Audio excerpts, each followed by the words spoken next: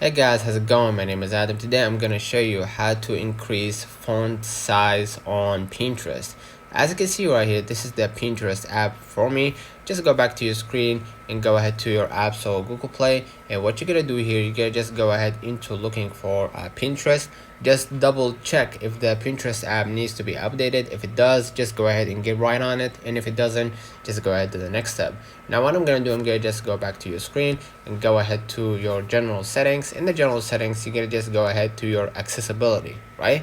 In the accessibility, you're going to see many tools that you have on your iPhone. Just scroll a little bit down till you find the last tool, which is general, and you're gonna find the last option, which is per app settings. Just go ahead and click on it, and basically you'll be able to add app right here, and just go ahead and look for the Pinterest app. All right, and basically if you find it, just go ahead right here and add it, and basically just go ahead right here and you'll be able to edit the display and text size, and even reduce transparency, in contrast, increase, or whatnot.